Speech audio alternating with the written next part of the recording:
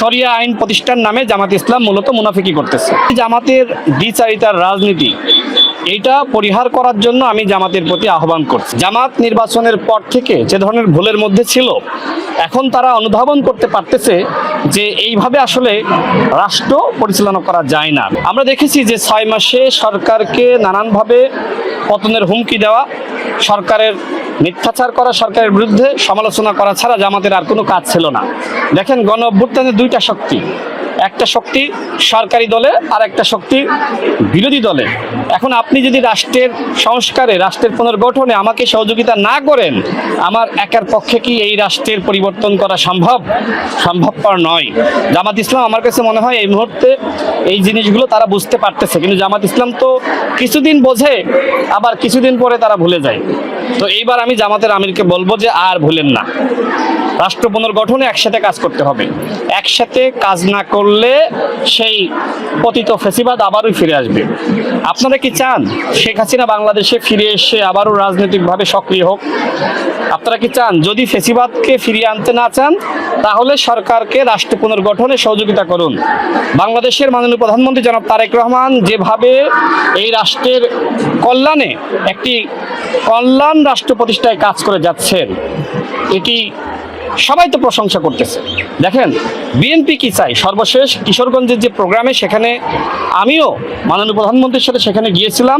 দেখেন, তিনি কল্যাণ রাষ্ট্রের ধারণা মানুষের সামনে, জাতির সামনে উত্থাপন করেছেন। অর্থাৎ বিএনপি চায় একটি কল্যাণ রাষ্ট্র, এবং সেই কল্যাণ রাষ্ট্র কায়েমে আমি জামাত ইসলামকে বলবো যে আপনারা শরিয়া আইন কায়েম করতে চান, কিন্তু যেহেতু বাংলাদেশের জনগণ বা বিএনপি একটি মধ্যপন্থী দল হিসেবে কল্যাণ রাষ্ট্র ব্যবস্থা প্রতিষ্ঠা করতে চাই, আমি দৃঢ় বিশ্বাস করি যে এই কল্যাণ রাষ্ট্র ব্যবস্থার মধ্যে কিন্তু শরিয়া আইন রয়েছে।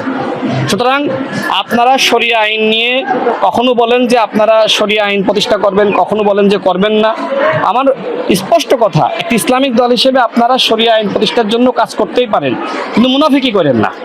শরিয়া আইন প্রতিষ্ঠার নামে জামাত ইসলাম মূলত মুনাফিকি করতেছে। এই মুনাফিকির রাজনীতি এদেশের জনগণ গ্রহণ করবে না। আর বিএনপির যে ধারণা, সেটি বিএনপি একটি কল্যাণ রাষ্ট্র ব্যবস্থা প্রতিষ্ঠা করতে চাই। আমি মনে করি জামাত ইসলামের উচিত হবে এই কল্যাণ রাষ্ট্র প্রতিষ্ঠায় বিএনপিকে সহযোগিতা করা। আর সর্বশেষ কথা হলো, শেখ হাসিনা বাংলাদেশে ভাই ফিরবে না, এটি আমি আগেও বলেছি। আমাদের স্পষ্ট কথা, শেখ হাসিনা যদি বাংলাদেশে ফেরে, তাহলে বিমানবন্দর থেকে আমরা তাকে রিসিভ করে আমরা ওই ফাঁসির মঞ্চ পর্যন্ত তাকে আমরা নিয়ে যাব। যে শেখ হাসিনা 1400-এর অধিক মানুষকে গুলি করে হত্যার নির্দেশনা দিয়েছে, সে বাংলাদেশে ফিরে আবারও রাজনীতি করবে, দেশের জনগণ গ্রহণ করবে? সরকারি দল এবং বিরোধী দল তারা এই ব্যাপারে অন্তত ঐক্যমতের জায়গায় রয়েছে। বাংলাদেশে আওয়ামী লীগের রাজনীতি করতে পারবে না। আর বিশেষ করে যেহেতু আন্তর্জাতিক অপরাধ ট্রাইব্যুনালে দল হিসেবে আওয়ামী লীগের বিচার হচ্ছে, বিচার শেষ হওয়ার আগে জামাত ইসলাম চাইলেও আওয়ামী লীগ বাংলাদেশে রাজনীতি করতে পারবে না। জামাতের একজন নেতা আব্দুল্লাহ মোহাম্মদ তাহের সাহেব, তিনি বলেছেন, as a political party Awami League যদি রাজনীতি করতে চায়, তাদের খুব বেশি আপত্তি থাকবে না। আওয়ামী লীগ বাংলাদেশে রাজনীতি করার ব্যাপারে জামাতের আপত্তি না থাকতে পারে, কিন্তু আমাদের আপত্তি আছে। যারা জুলাই গণ অভ্যুত্থানে শহীদ হয়েছে, শহীদ পরিবারের আপত্তি আছে। যারা দেশের গণ অভ্যুত্থানের পক্ষের শক্তি, তাদের আপত্তি আছে।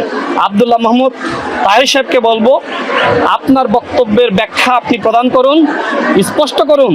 জামাত ইসলাম কি আওয়ামী লীগকে সাথে নিয়ে বিএনপির বিরুদ্ধে আন্দোলন করতে চায় 96-র মতন, নাকি আসলে আপনারা একটি গঠনমূলক, একটি গণতান্ত্রিক বিরোধী দল হিসেবে আপনারা কাজ করতে চান? সে বিষয়ে আপনাদের অবস্থান স্পষ্ট হওয়া দরকার।